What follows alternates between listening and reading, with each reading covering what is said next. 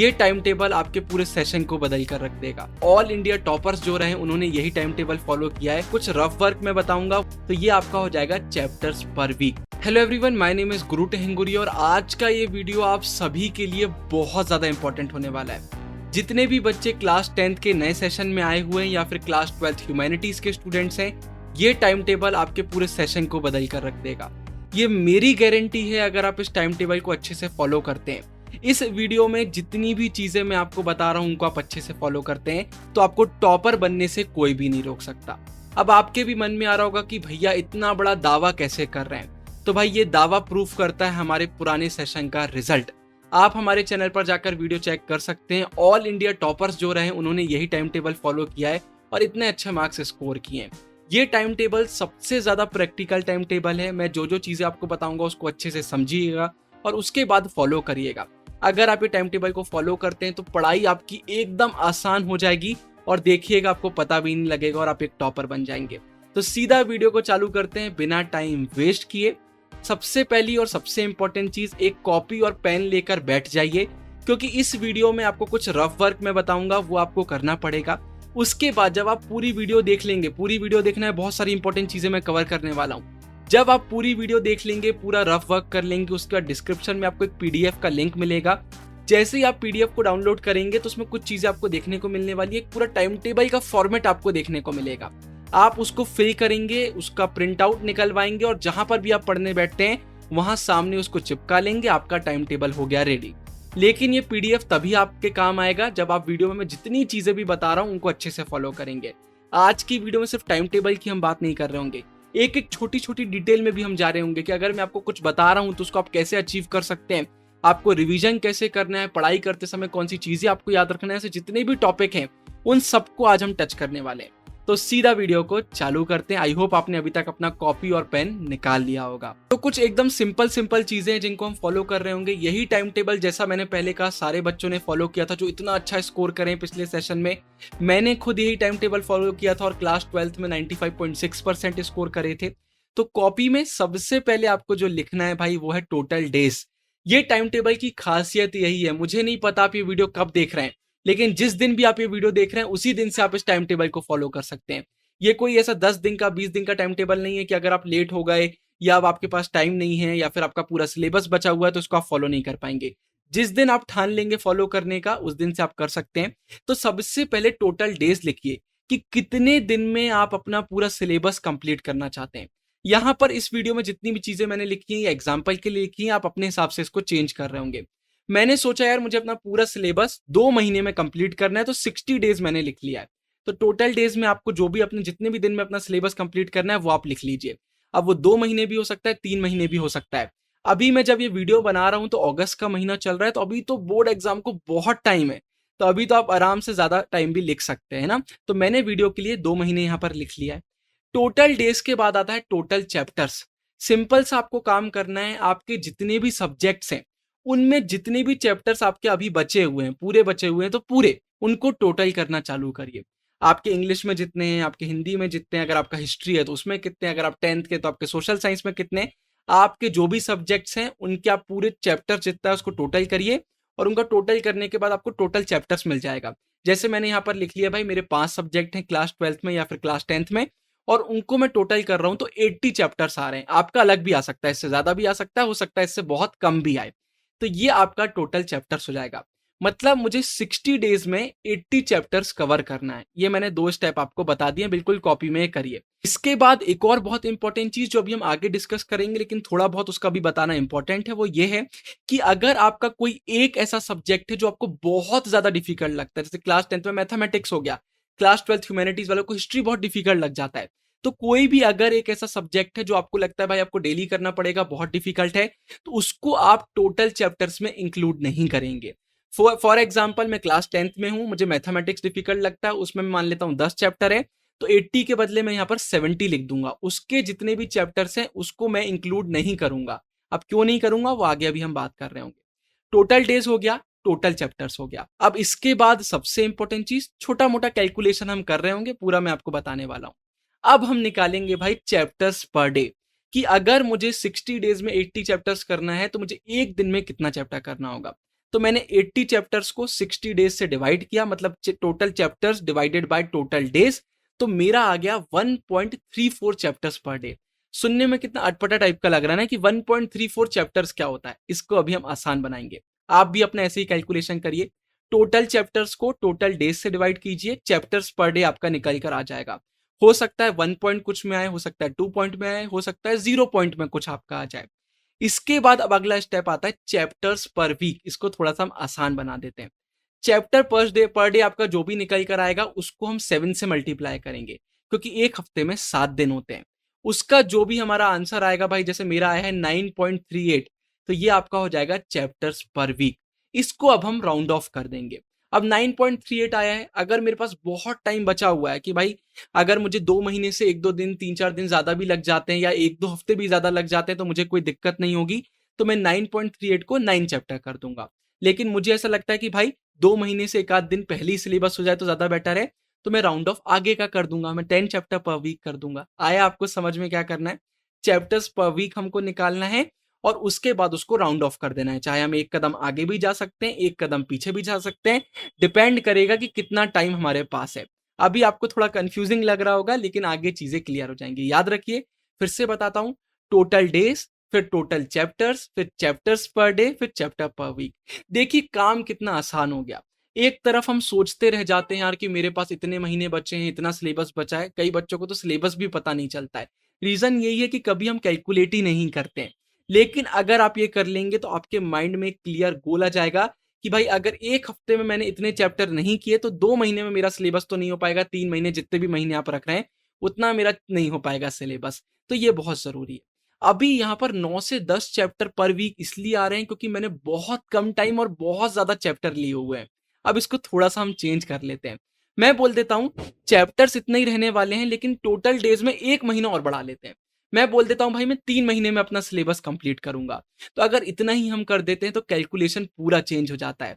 अब आपका chapters per day आएगा 0.89। तो अगर हम चैप्टर्स पर वीक निकालते हैं और राउंड ऑफ कर देते हैं तो सिर्फ 6 से 7 चैप्टर पर वीक, मतलब एक दिन में सिर्फ आपको एक चैप्टर करना होगा। और मुझे पता है वीडियो आप बहुत जल्दी देखने वाले हैं, तो आपका तो इससे कम आने वाला है चैप्टर्स पर वीक। देखिए आपका काम कितना आसान हो गया है। लेकिन बात यहीं खत्म नहीं होती है, तो टाइम टेबल की बात हो गई।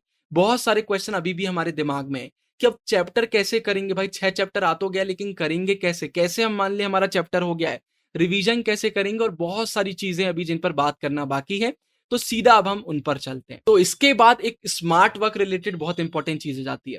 मैं आपको बोल रहा हूं भाई आपको एक दिन में 2 चैप्टर करना है, तो आप कैसे करोगे? स्मार्ट वर्क आप यहां पर क्या कर सकते हो? क्योंकि जब बच्चे इस टाइम टेबल को फॉलो करेंगे, हो सकता है कुछ बच्चे लेट हो जाएं, उस समय हमें क्या करना चाहिए अगर एक दिन में 2 चैप्टर करने की बारी आ गई है? तो भाई सिंपल सा हम स्मार्ट वर्क करेंगे। हम 2 फेजेस में पढ़ाई करेंगे, मतलब दिन में 2 बार पढ़ने बैठेंगे। एक बार में एक चैप्टर करेंगे, दूसरी बार में दूसरा चैप्टर करेंगे। साथ ही साथ ऐसा नहीं है कि दोनों चैप्टर कोई बहुत डिफिकल्ट कर लेंगे हम एक कोई इजी सब्जेक्ट का एक चैप्टर कर लेंगे और एक हम डिफिकल्ट चैप्टर का कर लेंगे। बहुत बच्चों को यह भी डाउट आता है कि भैया कैलकुलेशन में 1 चैप्टर पर डे आ रहा है, तो हर सब्जेक्ट का एक चैप्टर करना है या किसी भी सब्जेक्ट में से एक का करना है? तो किसी भी सब्जेक्ट में से एक का करना है, क्योंकि हमने टोटल चैप्टर्स जो हैं वो सारों के मिला के लिए ना, अलग अलग तो नहीं लिए।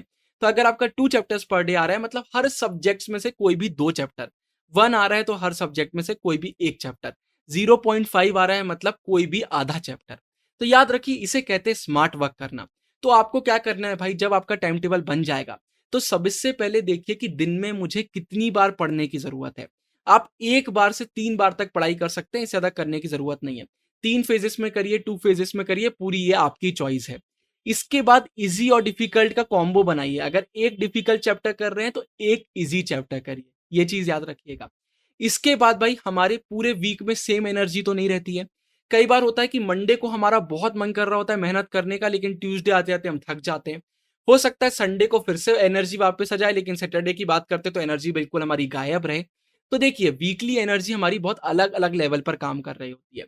तो पढ़ाई को हमें इंटरेस्टिंग बनाना होगा।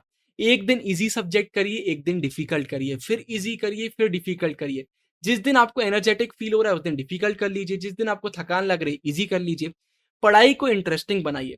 पहले से लिख कर रखिए एक दिन पहले कि कल मुझे क्या करना है। ऐसा ना हो कि पढ़ने बैठे तो समझ में ही नहीं आ रहा है मुझे आज क्या करना है।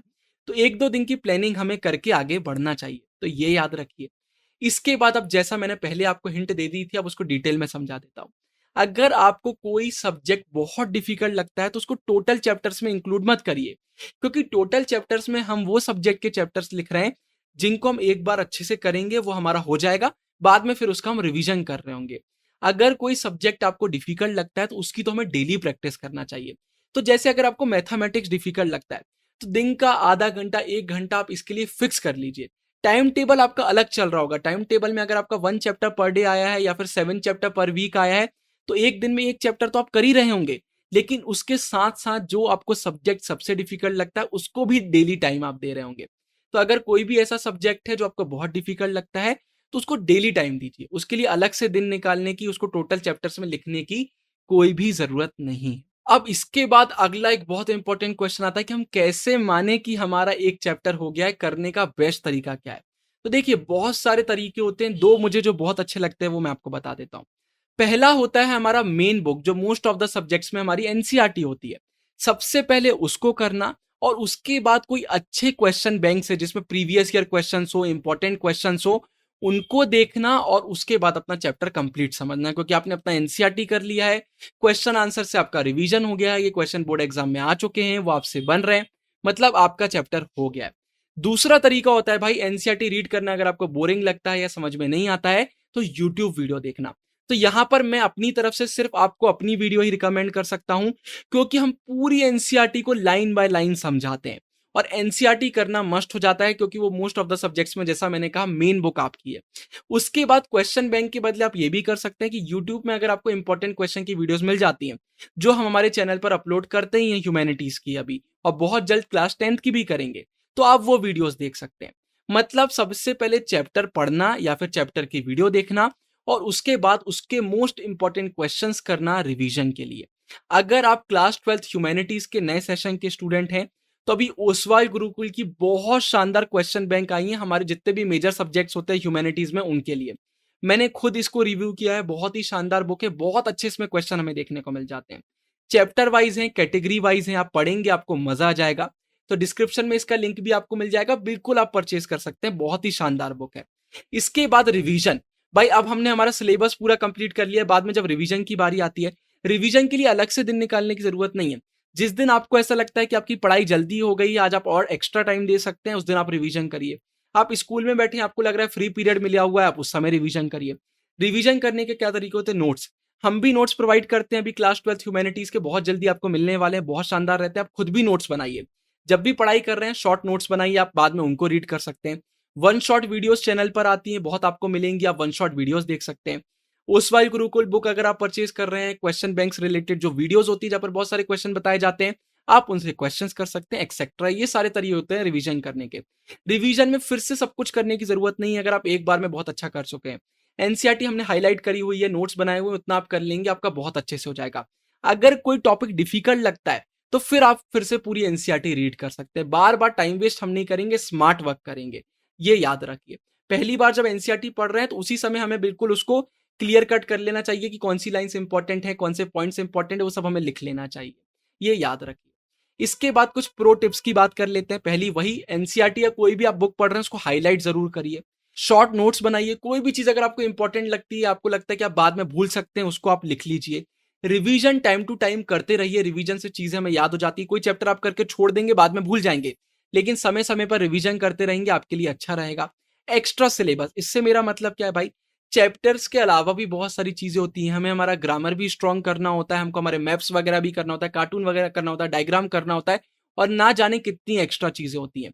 इनके लिए भी अलग से दिन निकालने की जरूरत नहीं है। अब किसी दिन अगर आपने इंग्लिश का चैप्टर किया तो भाई इंग्लिश का चैप्टर जल्दी हो जाता है, उस दिन अपना एक्स्ट्रा सिलेबस कवर करिए।